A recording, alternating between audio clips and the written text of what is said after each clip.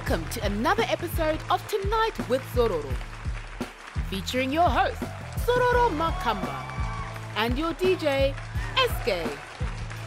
Tonight, Zororo has a one-on-one interview with entrepreneur and rugby personality Graham Callback. Graham is an aspiring entrepreneur who got into the catering business after a rugby injury temporarily took him off the field.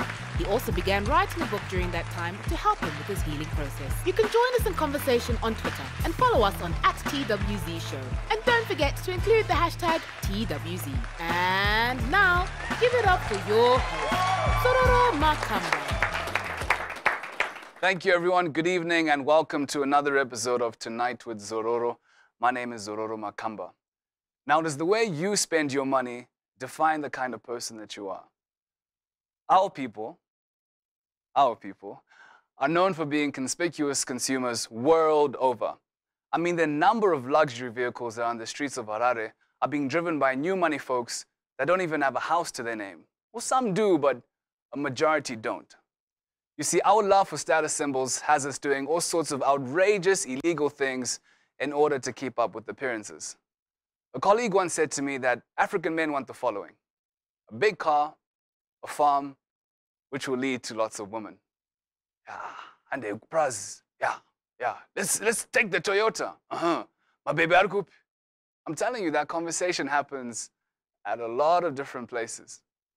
Let's look at what Sir Wicknell had to say. He's a controversial businessman that's looked up to by a lot of our young people. If you don't have money, keep quiet and listen when we talk. That was a quick $216,000 well spent.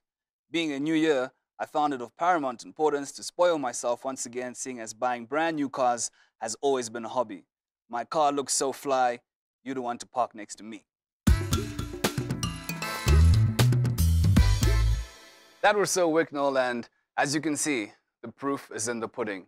You know, other communities have placed a greater emphasis on acquiring wealth and passing down those investments to their children, who then pass it down to their children's children.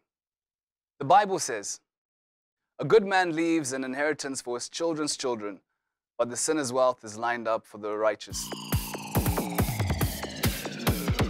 Stand by for the update.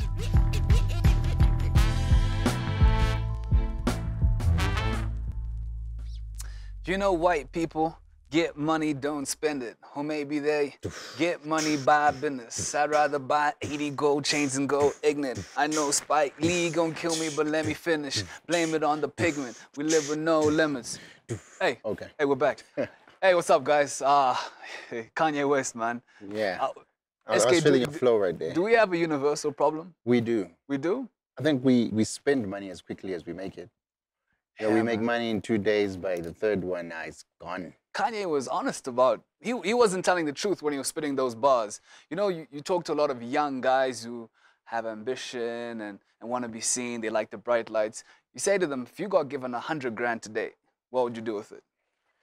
Well, the first thing is buy a car.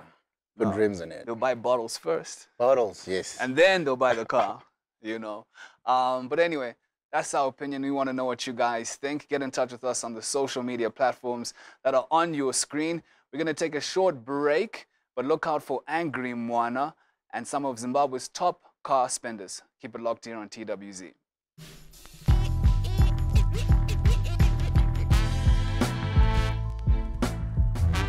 Vana vezera rangu inini saangry mwana so vasina kana mukaka yekumwa vari mumastreets umu but vamwe vari kuspenda $500,000 vachitenga mota vaine mazimba vachichinjanisa bhutsu inogona kuenderana nemari yekutotenga futi kana imwe motikari. Ini dayangori dhedho wangu wanga vaine mazimari yaka vaitenga kana zvigayo hobho vachibatsira kana anambuya kumusha uko vachivatengera zvikochikari plus inini zviri kundinetsa ini.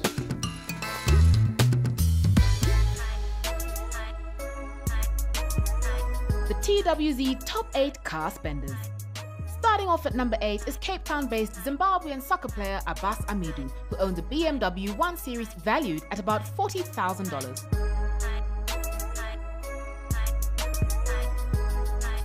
At number 7, we have businessman and musician Energy Mutodi, who owned a customized Nissan L Grand valued at about $100,000, which was later auctioned off for $3,450 at the fall of his multi-million-dollar empire.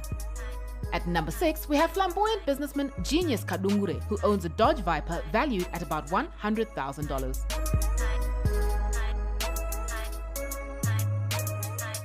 And at number 5, we have real estate mogul Frank Buyangwa, who owns a Rolls-Royce Ghost valued at $300,000.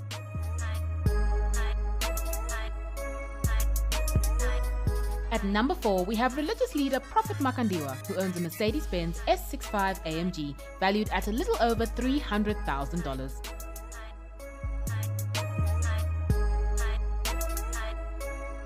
At number 3, we have religious leader Prophet Hubert Angel, who owns a Lamborghini Aventador valued at about $400,000, which he spent close to $1 million to bring into the country. At number 2, we have young businessman Sir Wicknell Chivayo, who is said to own a GJESI AS350 helicopter valued at about $500,000, which would cost close to $1.2 million to bring into the country. And sitting pretty at number 1, we have prominent businessman Philip Chiangwa, who owns a custom Hummer H2 transformer valued at $500,000, as well as a $2.3 million private jet.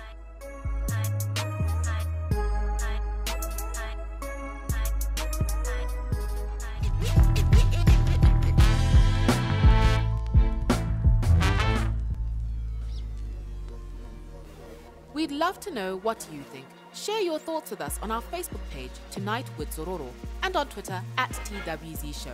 And don't forget to include the hashtag TWZ.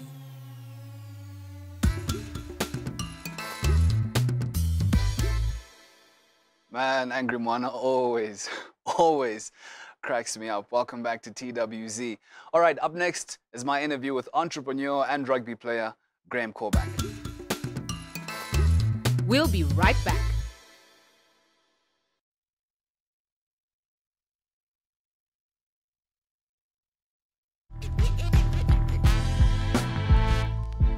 Welcome back.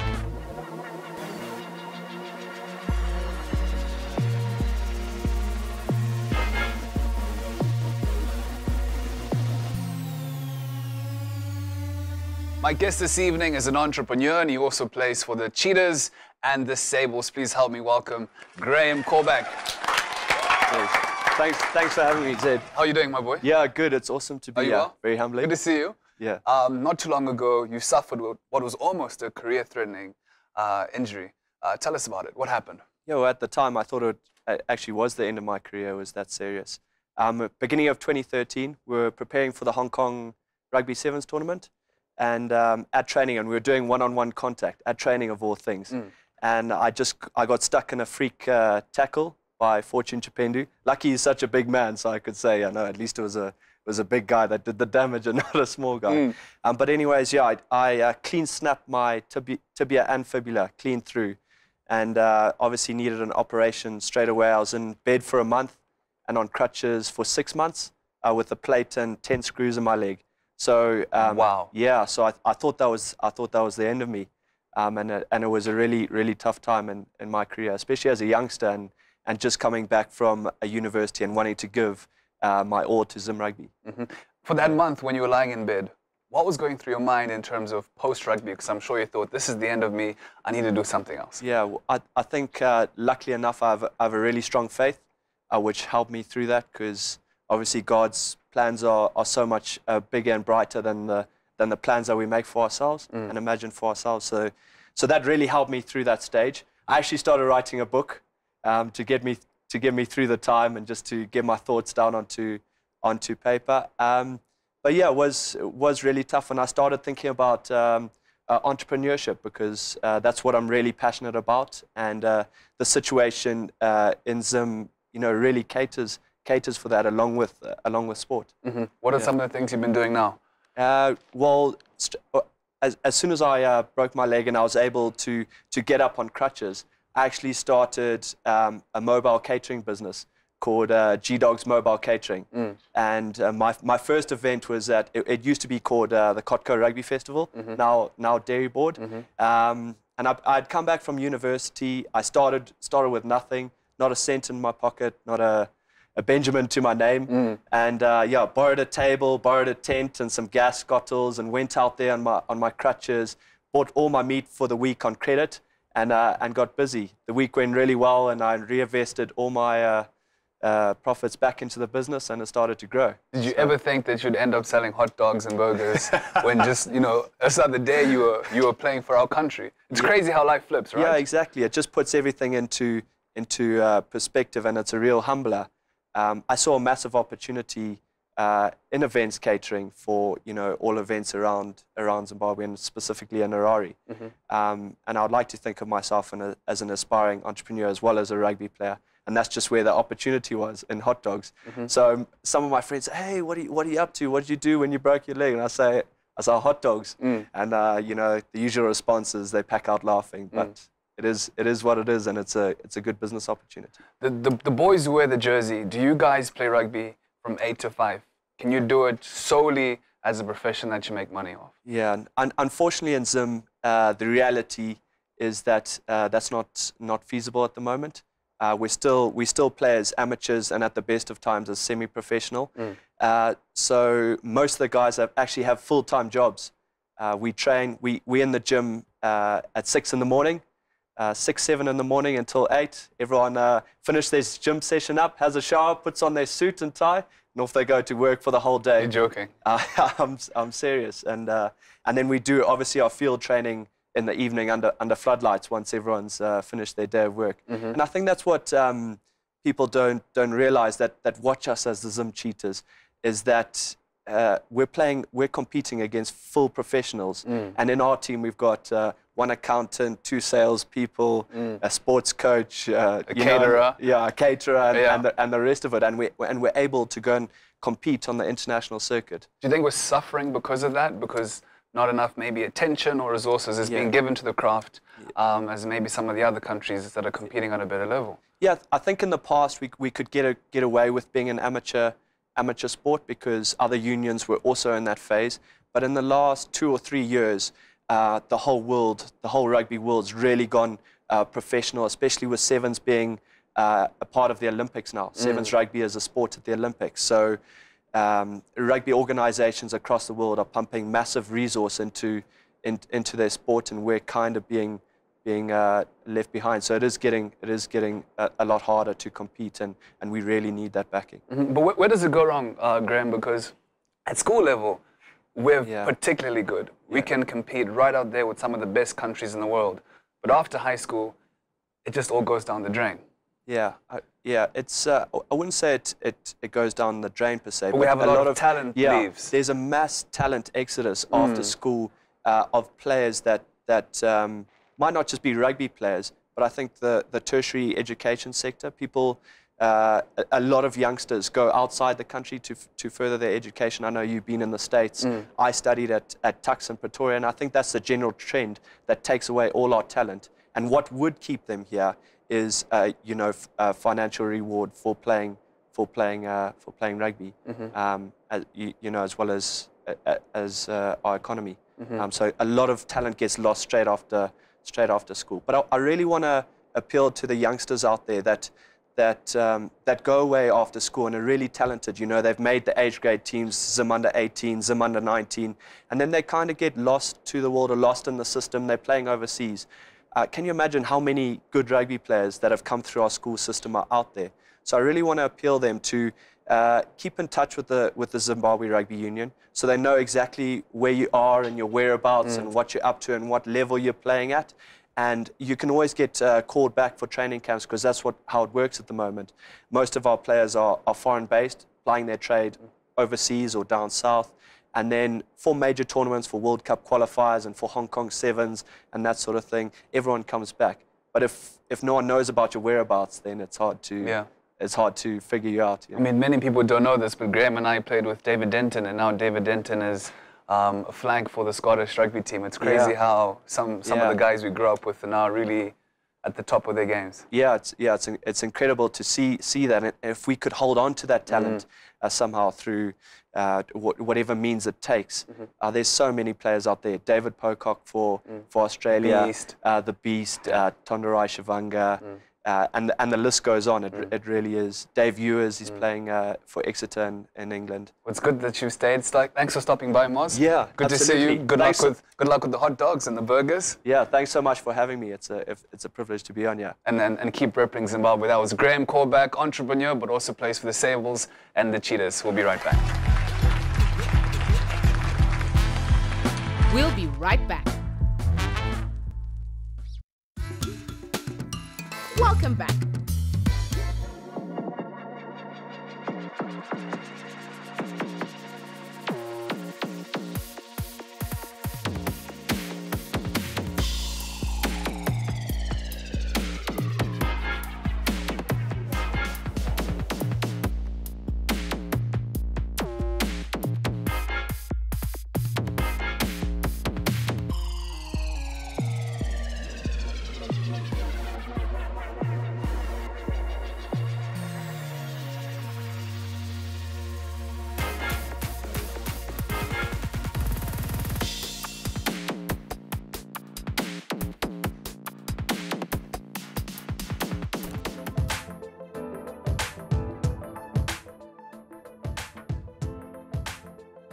My name is Ten Diamond. I'm a singer, songwriter, MC, all-around good guy. I think I've been doing music for about as long as I can remember. At school, choir, what. I got into rap specifically because I wanted to be a songwriter, and I started writing raps as an exercise, and then I just kind of quit the bug, I guess. At the moment, we're chasing some big goals right now. There's three actual only main ones, yeah. We're trying to make $100,000 in revenue this year. We're trying to crack the regional market, and we really like to do a sold-out show at the HICC, a hip-hop show. So that's where the mind is at. On the road, in the studio, just trying to get out there.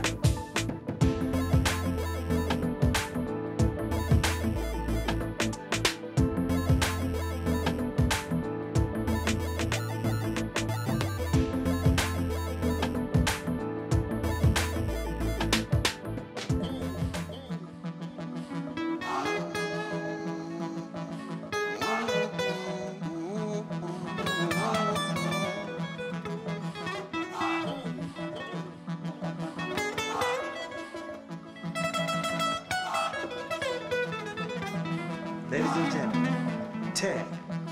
I was all alone for a reason, but then you decided you butt in. With you never taking no for an answer, I said and never let me go, little smile. Who sent you? Who sent you? Dages in the skies. Take me to your leader, tell her I just wanna make you mine. There you go again, there you go again, there you go again. Looking amazing, amazing. Oh. So here I go again, here I go again. Barely complaining, I'm just saying that from Monday to Tuesday, you stay on my mind. Saying Wednesday to Thursday, you stay on my mind. I'm talking Friday to Saturday, on my mind. So I pray to you on Sunday, you stay on my mind, my mind. I was all alone for a reason, but then you decided you butt in. With you never taking no for an answer, eyes, and they never let me go, little smile. Who sent you? Who sent you? Dages in the sky. Take me to your leader and tell her I just wanna make you. Used to think that love was a disease, love is a drug, love isn't for me, love isn't a dream, love is something in the magazine, movie screen, not in reality. Cupid, shoot any other fool, please not me. Till she walked by, caught eye, couldn't relax. Hella attracted, these are the facts, kid. And now I don't know what to do. Cause see, from Monday to Tuesday, Wednesday to Thursday, you stay on my mind. I'm talking Friday to Saturday, yeah. My mind, I'm sure I pray for you on Sunday. You stay on my mind, my mind. I was all alone for a reason, but then you decided you butt in. With you never taking no for an answer, eyes and never let me go, a little smile. Who sent you? Who sent you? Dages in the sky. Take me to your leader and tell her I just wanna make you mine. Oh, I'm scared of you. I'm scared of you. I'm scared of loving you. I'm scared of you, nah, nah, nah. I'm scared of you loving me. I'm scared of you. I'm scared of loving you. I'm scared of you, nah, nah, nah. I was all alone for a reason, but then you decided you butt in. With you never taking no for an answer, eyes and that never let me go, little smile. Who sent you? Who sent you? Was it Asia's in the sky? Take me to your leader. I just wanna make you mine, mine, mine. No, no, no. Mine, mine, mine. Whoa, whoa, yeah.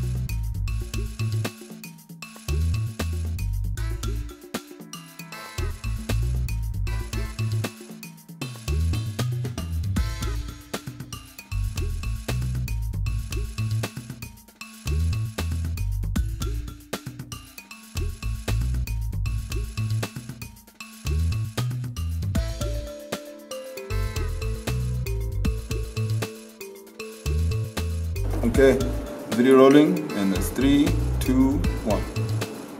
That was so Wicknell, and as you can see, the proof is in the pudding. You know, other communities have played a... Cut?